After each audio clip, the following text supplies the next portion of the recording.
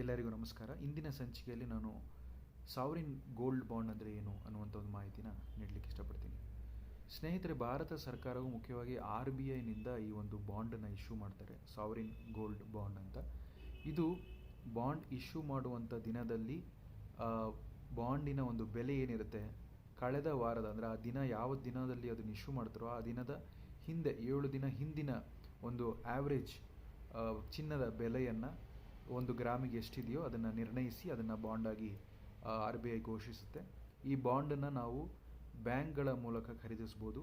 ಹಾಗೆ ಈಗ ನಾನು ಹೇಳ್ದಂಗೆ ಝೆರೋದಾ ಅಂತ ಕರೆಯಲ್ಪಡುವಂತಹ ಒಂದು ಡಿಸ್ಕೌಂಟ್ ಬ್ರೋಕರೇಜ್ ಫರ್ಮ್ ಇದೆ, ಅಲ್ಲಿ ಖರೀದಿಸ್ಬೋದು. ಮತ್ತು ಇದರಿಂದ ಏನು ಲಾಭ ಅನ್ನುವಂಥ ವಿಷಯನ ಹೇಳಲಿಕ್ಕೆ ಇಷ್ಟಪಡ್ತೀನಿ. ಈ ಒಂದು ಬಾಂಡಿನ ಒಂದು ಕಾಲಾವಧಿ ಏನಿದೆ ಅದು 8 ವರ್ಷಗಳಾಗಿರುತ್ತದೆ. ಹಾಗೆ ಈ ಬಾಂಡಿಗೆ 5 ವರ್ಷದ ಒಂದು ಲಾಕ್-ಇನ್ ಪೀರಿಯಡ್ ಇರುತ್ತೆ. ಆ 5 ವರ್ಷದವರೆಗೂ ಆ ಬಾಂಡನ್ನು ನಾವು ತೆಗೆಯಲಿಕ್ಕೆ ಅಂದರೆ ಮಾರಲಿಕ್ಕೆ ಆಗೋದಿಲ್ಲ. ಈ 5 ವರ್ಷದ ಬಳಿಕ ನಾವು ಅದನ್ನು ಸೆಕೆಂಡರಿ ಮಾರ್ಕೆಟ್ ಅಲ್ಲಿ, ಅಂದರೆ ಈಗ ಡಿಮ್ಯಾಟ್ ಅಕೌಂಟ್ ಹೊಂದಿದರೆ, ನೀವು ಬ್ರೋಕರೇಜ್ ಆ್ಯಪ್ಗಳನ್ನು ಇಟ್ಕೊಂಡಿದ್ರೆ ಅದರ ಮೂಲಕ ನೀವು ಸೆಕೆಂಡರಿ ಮಾರ್ಕೆಟ್ ಅದರಲ್ಲಿ ನೀವು ಮಾರ್ಬೋದು ಅನ್ನುವಂಥ ಒಂದು ಇದಿದೆ. ಆದರೂ ಸಹ ಹಲವೆಡೆ ನಾವು ಸೆಕೆಂಡರಿ ಮಾರ್ಕೆಟ್ಗಳಲ್ಲಿ ಸಹ ನಾವು ಈ ಬಾಂಡನ್ನು ನೇರವಾಗಿ ಖರೀದಿಸ್ಬೋದು. ಝೆರೋದಾದಲ್ಲಿ ಆ ಒಂದು ಆಪ್ಷನ್ ಇದೆ, ಡಿಸ್ಕೌಂಟ್ ಬ್ರೋಕರೇಜ್ ಇದರಲ್ಲಿ ಆ್ಯಪಲ್ಲಿ. ಈ ಸೆಕೆಂಡರಿ ಮಾರ್ಕೆಟಲ್ಲಿ ಖರೀದಿಸಬೇಕಾದ್ರೆ ಮುಖ್ಯವಾಗಿ ನಾವು ನೋಡುವಂಥ ವಿಚಾರಗಳೇನು ಅಂದರೆ, ಇಶ್ಯೂ ಪ್ರೈಸ್ ಏನು ಅನ್ನೋದನ್ನು ನೋಡಿಬಿಟ್ಟು ಆ ಇಶ್ಯೂ ಪ್ರೈಸಿನ ಬಳಿಕ ಎಷ್ಟು ಕಾಲಾವಧಿಗಳವರೆಗೆ ಆ ಬಾಂಡು ಇದೆ, ಯಾವ ವರ್ಷ ಇಶ್ಯೂ ಮಾಡಿದ್ದಾರೆ, ಆಮೇಲೆ ಆ ಬಾಂಡಿನ ಬಡ್ಡಿ ದರ ಎಷ್ಟು. ಯಾಕಂದರೆ ಈ 8 ವರ್ಷ ಬಾಂಡನ್ನು ನಾವು ಏನು ಇಟ್ಕೊಂಡಿರ್ತೇವೋ ಅದು 6 ತಿಂಗಳಿಗೆ ಒಮ್ಮೆ 2.5% ಬಡ್ಡಿಯನ್ನು ನೀಡ್ತಾರೆ ಅನ್ನುವಂಥ ಮಾಹಿತಿ ಇದೆ. 2.5% ಬಡ್ಡಿ ಯಾವುದರ ಮೇಲೆ ನಿರ್ಣಯ ಆಗುತ್ತೆ ಅಂದರೆ ಆ ಇಶ್ಯೂ ಪ್ರೈಸಿನ ಮೇಲೆ ನಿರ್ಣಯ ಆಗುತ್ತೆ ಅನ್ನುವಂಥದ್ದು ಒಂದು ವಿಷಯ ಹೇಳಿ. ಆದ್ದರಿಂದ ಸೆಕೆಂಡರಿ ಮಾರುಕಟ್ಟೆಯಲ್ಲಿ ಇಶ್ಯೂ ಪ್ರೈಸ್ ಏನಿದೆ ಮತ್ತು ಅವರು ಮಾರುವಂತಹ ಬೆಲೆ ಏನಿದೆ, ಎಷ್ಟು ವರ್ಷದ ಅವಧಿ ಇದೆ ಆ ಬಾಂಡು, ಆಮೇಲೆ ಎಷ್ಟು ವರ್ಷದ ಒಂದು ಸಮಯ ಮುಗಿದಿದೆ ಆ ಬಾಂಡಿಗೆ, ಅದರಲ್ಲಿ ಬಂದಂತಹ ಇಂಟ್ರೆಸ್ಟ್ ಅದೇನು 2.5% ಏನಿದೆ ಅದನ್ನು ಎಲ್ಲ ನೋಡಿ ಕ್ಯಾಲ್ಕುಲೇಟ್ ಮಾಡಿ ಖರೀದಿಸಿದ್ರೆ ಲಾಭದಾಯಕವಾಗಿ ಇದೆ ಅಂದ ಮಾತ್ರಕ್ಕೆ ಅದನ್ನು ಖರೀದಿಸ್ಬೋದಾಗುತ್ತೆ. ಇಲ್ಲ ಅಂತಂದರೆ ಹೊಸದಾಗಿ ನಾನು ಬಾಂಡು ಮೊದಲ ಸಾರಿ ನಾನು ಖರೀದಿ ಮಾಡಬೇಕು ಅಂದರೆ ಪ್ರತಿ ತಿಂಗಳಿಗೂ ಈ ಒಂದು ಸಾವರಿನ್ ಗೋಲ್ಡ್ ಬಾಂಡ್ನ ಇಶ್ಯೂ ಆಗ್ತಾನೆ ಇರುತ್ತೆ. ಇದರಿಂದ ಏನು ಲಾಭ ಅಂತಂದರೆ, ಈ ಒಂದು 8 ವರ್ಷಗಳ ಬಳಿಕ ಏನೇ ಒಂದು ಪ್ರಿನ್ಸಿಪಲ್ ಅಮೌಂಟ್ ಇದೆಯೋ ಅದನ್ನು ನಾವು ಹಾಗೆ ಪಡ್ಕೊಬೋದು. ಅದರ ಮೇಲೆ ಯಾವುದೇ ರೀತಿಯಾದಂಥ ಟ್ಯಾಕ್ಸ್ಗಳಿರಲ್ಲ. ಆದರೆ ಈ 2.5% ಏನಿದೆ 6 ತಿಂಗಳಿಗೆ ನಾವು ತೊಗೊತೀವಲ್ಲ, ಅದನ್ನು ಆ ಇನ್ಕಮ್ ಟ್ಯಾಕ್ಸ್ ಸ್ಲ್ಯಾಬಿನ ಮೇಲೆ ನಿರ್ಣಯವಾಗುತ್ತೆ, ಎಷ್ಟು ಕಟ್ಟಬೇಕು ಟ್ಯಾಕ್ಸ್ ಅನ್ನುವಂಥ ಒಂದು ಮಾಹಿತಿ. ಇದರಿಂದ ಅನುಕೂಲ ಏನಿದೆ, ಅನಾನುಕೂಲಗಳೇನಿದೆ ಅಂತಂದರೆ, ನಾನು ಹೇಳ್ದಂಗೆ ಲಾಕ್-ಇನ್ ಪೀರಿಯಡ್ ಅನ್ನೋದೊಂದು ಬರುತ್ತೆ. ಆಮೇಲೆ ಹಣವನ್ನು ಬೇರೆ ಬೇರೆ ಇದರಲ್ಲಿ ಹೂಡಿಕೆ ಮಾಡಬೇಕು ಅಂತ ಅಂದ್ಕೊಂಡವರಿಗೆ ಇದೊಂದು ಬಹಳ ಒಂದು ಸೂಕ್ತವಾದಂಥ ಒಂದು ವಿಷಯ ಅಂತ ಹೇಳ್ಬೋದು. ಆಮೇಲೆ ಇನ್ನೊಂದು ಏನಿದೆ ಅಂದರೆ, ಈ ಬಂಗಾರದಲ್ಲಿ ನಾವು ಖರೀದಿ ಮಾಡ್ತೀವಿ ಅಂತಂದರೆ ಫಿಸಿಕಲ್ ಗೋಲ್ಡ್, ಅದಕ್ಕೆ ಮೇಕಿಂಗ್ ಚಾರ್ಜಸ್ ಅಂತ ಬೀಳುತ್ತೆ, GST ಅಂತ ಬೀಳುತ್ತೆ. ಇದರಲ್ಲಿ ಆ ರೀತಿಯಾದಂಥ ಯಾವುದೇ ರೀತಿಯಾದಂಥ ಎಕ್ಸ್ಟ್ರಾ ಪೇಮೆಂಟ್ ಮಾಡೋದೇನು ಅವಶ್ಯಕತೆ ಇರುವುದಿಲ್ಲ. ಪೋಸ್ಟ್ ಆಫೀಸಲ್ಲಿ ಕೂಡ ನಾವು ಸಾವರಿನ್ ಗೋಲ್ಡ್ ಬಾಂಡನ್ನು ಖರೀದಿ ಮಾಡಬಹುದು. ಬ್ಯಾಂಕಿನ ಒಂದು ಅಕೌಂಟ್ ಸ್ಟೇಟ್ಮೆಂಟ್ ಕೇಳ್ತಾರೆ, ಆ ಅಕೌಂಟ್ ಸ್ಟೇಟ್ಮೆಂಟ್ನ ಒಂದು ಜೆರಾಕ್ಸ್ ಕಾಪಿನ, ಹಾಗೆ ಪ್ಯಾನ್ ಕಾರ್ಡ್ ಮತ್ತು ಸಿಗ್ನೇಚರ್ ಹಾಕಿರಬೇಕಾಗತ್ತೆ. ಇದನ್ನು ನಾವು ಬ್ಯಾಂಕ್ ಸಿಗ್ನೇಚರ್ ಅಂದರೆ ಅಕೌಂಟ್ ಸ್ಟೇಟ್ಮೆಂಟ್ ಕಾಪಿ, ಸಿಗ್ನೇಚರ್ ಮತ್ತು ಪ್ಯಾನ್ ಕಾರ್ಡ್ನ ಸಿಗ್ನೇಚರ್ಗಳನ್ನು ನಾವು ಕೊಟ್ಟರೆ ಪೋಸ್ಟ್ ಆಫೀಸ್ನಲ್ಲಿ ಕೂಡ ನಾವು ಈ ಸಾವರಿನ್ ಗೋಲ್ಡ್ ಬಾಂಡ್ನ ತೊಗೊಬೋದು. ಇದನ್ನು ಪೇಪರ್ ಗೋಲ್ಡ್ ಅಂತಲೂ ಕೆಲವರು ಹೇಳ್ತಾರೆ. ಈ ಬಾಂಡನ್ನು ಪ್ರಿಂಟೌಟ್ ತೊಗೊಂಡು ಕೊಡ್ತಾರೆ ಪೋಸ್ಟ್ ಆಫೀಸಲ್ಲಿ ಇಟ್ಕೊಬೇಕಂದ್ರೆ ಆ ಬಾಂಡನ್ನು.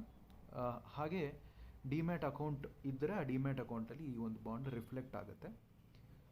ಮತ್ತಿನ್ನೇನು ಮಾಹಿತಿ ಅಂತಂದರೆ, ಈ ಒಂದು ಸಾವರಿನ್ ಗೋಲ್ಡ್ ಬಾಂಡಲ್ಲಿ ಇನ್ನೂ ಅನೇಕ ವಿಷಯಗಳಿದೆ. ಅಂದರೆ ಬೇರೆ ರೀತಿಯಾದಂಥ ಚಿನ್ನಗಳನ್ನು ಖರೀದಿಸ್ಬೋದು. ಬೇರೆ ರೀತಿಯಾದಂಥ ಚಿನ್ನ ಅಂದರೆ ಡಿಜಿಟಲ್ ಗೋಲ್ಡ್ ಅಂತ ಹೇಳ್ತಾರೆ. ಚಿನ್ನನ ಕೇವಲ ಈ ಸಾವರಿನ್ ಬಾಂಡ್ ಮೂಲಕನೇ ಖರೀದಿಸ್ಬೋದು ಅಂತಲ್ಲ, ಡಿಜಿಟಲ್ ಗೋಲ್ಡ್ಗಳ ಮೂಲಕನೂ ನಾವು ಖರೀದಿಸ್ಬೋದು. ಇದರಲ್ಲಿ ಡಿಜಿಟಲ್ ಗೋಲ್ಡಲ್ಲಿ ನಾವು ಖರೀದಿಸ್ತೀವಿ ಅಂತಂದರೆ ಅದರಲ್ಲೂ ಕೂಡ ಬಹಳಷ್ಟು ಆ್ಯಪ್ಗಳಲ್ಲಿದೆ ಗೋಲ್ಡನ್ನು ಖರೀದಿಸುವಂಥ ಡಿಜಿಟಲ್ ಗೋಲ್ಡ್ ಆ್ಯಪ್ ಇದೆ.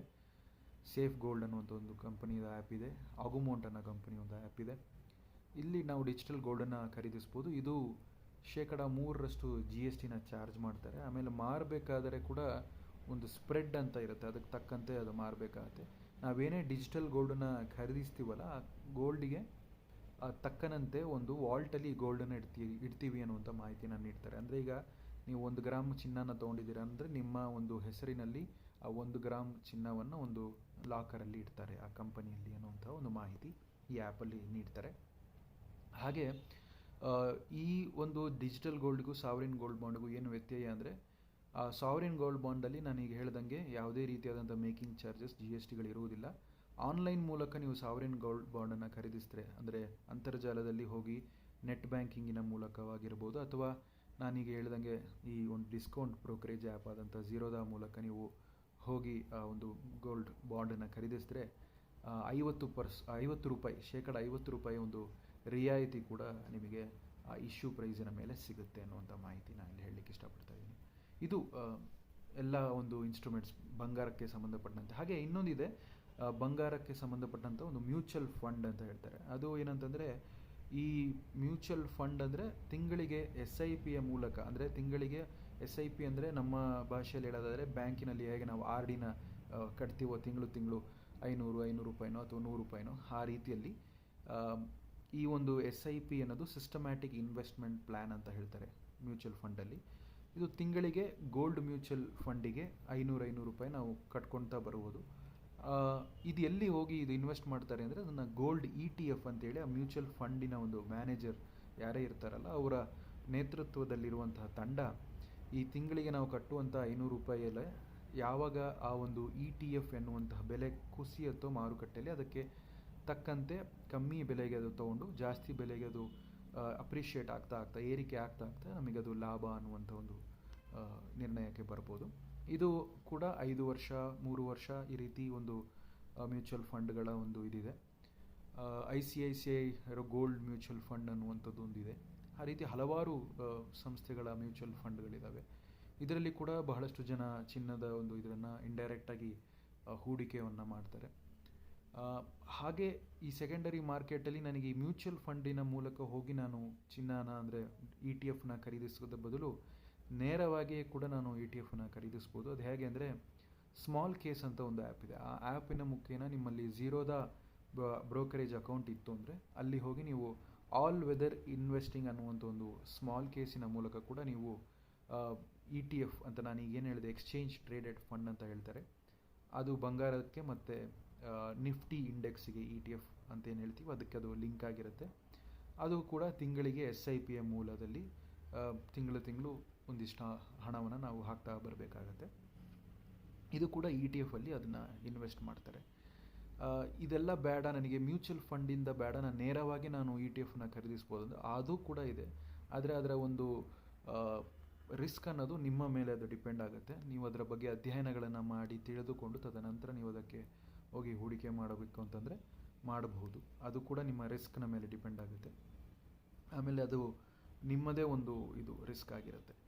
ಆದ್ದರಿಂದ ETF ಸೆಕೆಂಡರಿ ಮಾರ್ಕೆಟ್ ಅಂದರೆ ಈಗ ಹೇಳ್ದಂಗೆ ಝೀರೋದಾದಲ್ಲೇ ಹೋಗಿ ನೇರವಾಗಿ ಆ ETF ಹೆಸರನ್ನು ಕೊಡ್ಬೋದು. ಗೋಲ್ಡ್ ಬೀಸ್ ಅನ್ನುವಂಥದ್ದು ಒಂದು ETF ಇದೆ, ಅದನ್ನು ಕೊಡ್ಬೋದು.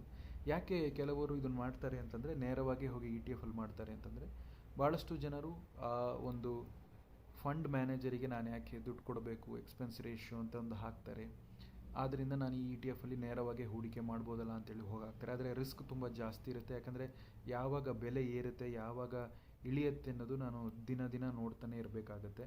ಆ ಒಂದು ಸಮಯ ನಮಗೆ ಇತ್ತು ಅಂತಂದರೆ ನಾವು ETF ಹೂಡಿಕೆ ಮಾಡುವಂಥದ್ದು ಆಗುತ್ತೆ. ಇಲ್ಲ ಅಂದರೆ ಸಮಯವಿಲ್ಲದ ಒಂದು ಕಾರಣ ಅದನ್ನು ನಾವು ಮ್ಯೂಚುವಲ್ ಫಂಡಿನ ಮುಖೇನ ಕೂಡ ನಾವು ಹೂಡಿಕೆ ಮಾಡ್ಬೋದಾಗುತ್ತೆ. ಇದಿಷ್ಟು ಬಂಗಾರಕ್ಕೆ ಸಂಬಂಧಪಟ್ಟಂತೆ, ಅದರಲ್ಲೂ ಡಿಜಿಟಲ್ ಗೋಲ್ಡಿಗೆ ಸಂಬಂಧಪಟ್ಟಂಥ ಒಂದು ಮಾಹಿತಿ. ಆ್ಯಪ್ಗಳಲ್ಲಿ ಡಿಜಿಟಲ್ ಗೋಲ್ಡ್ಗಳಿದೆ ಅಂತ ನಾನು ಹೇಳಿದನಲ್ಲ, ಅದನ್ನು ಹೆಚ್ಚಿನ ಒಂದು ಹಣ ಕೊಟ್ಟರೆ ಡೆಲಿವರಿ ಕೂಡ ಮಾಡ್ತಾರೆ, ಹೋಮ್ ಡೆಲಿವರಿ ಕೂಡ ಮಾಡ್ತಾರೆ. ಅಡ್ರೆಸ್ಸಿಗೆ ಮನೆ ಅಡ್ರೆಸ್ ನಾವು ಕೊಟ್ವಿ ಅಂತಂದರೆ, ಅಥವಾ ಆಫೀಸಿನ ಕಚೇರಿ ಅಡ್ರೆಸ್ ಕೊಟ್ಟರೆ ಡೆಲಿವರಿ ಕೂಡ ಮಾಡ್ತಾರೆ. ಅದಕ್ಕೆ ಒಂದು ಡೆಲಿವರಿ ಚಾರ್ಜಸ್ ಅಂತಲೂ ಹಾಕ್ತಾರೆ ಡಿಜಿಟಲ್ ಗೋಲ್ಡ್ನ ಖರೀದಿ ಮಾಡೋಕ್ಕೆ ಅಂಥೇಳಿ. ಅಲ್ಪಾವಧಿಯಲ್ಲಿ ಅಂದರೆ ಡಿಜಿಟಲ್ ಗೋಲ್ಡಿಗೆ 3 ವರ್ಷಗಳ ಒಂದು ಕಾಲ ಒಂದು ಇಟ್ಕೊಬೋದಾಗತ್ತೆ. ಅದರ ಮೇಲೆ ಹೋದಂತಹ ಒಂದು ಡಿಜಿಟಲ್ ಗೋಲ್ಡಿಗೆ LTCG ಟ್ಯಾಕ್ಸ್ ಅಂತ ಬೀಳುತ್ತೆ. ಅದರ ಒಳಗಡೆ ಅಂದರೆ long term capital gain tax ಅಂತ ಕರೀತಾರೆ. ಅದೇ ರೀತಿ 3 ವರ್ಷದ ಒಳಗಡೆ ಇತ್ತು ಅಂದರೆ ಅದಕ್ಕೆ ಶಾರ್ಟ್ ಟರ್ಮ್ ಕ್ಯಾಪಿಟಲ್ ಗೇನ್ ಟ್ಯಾಕ್ಸನ್ನು ಇನ್ಕಮ್ ಸ್ಲ್ಯಾಬಿನ ಒಂದು ಅನ್ವಯ ಕಟ್ಟಬೇಕಾಗುತ್ತೆ. ಇದಿಷ್ಟು digital gold, sovereign gold bond ಮತ್ತು ಗೋಲ್ಡ್ ಮ್ಯೂಚುವಲ್ ಫಂಡ್ ಹಾಗೂ ಗೋಲ್ಡ್ ETF ಕುರಿತಾದಂತಹ ಮಾಹಿತಿ. ಇದೇ ರೀತಿ ಇನ್ನೂ ಸ್ವಾರಸ್ಯಕರವಾದಂತಹ ಮಾಹಿತಿನ, ಹೂಡಿಕೆಗೆ ಸಂಬಂಧಪಟ್ಟಂತಹ ಒಂದು ಮಾಹಿತಿನ ಹಂಚಿಕೊಳ್ಳಲಿದ್ದೇನೆ ಮುಂದೆ.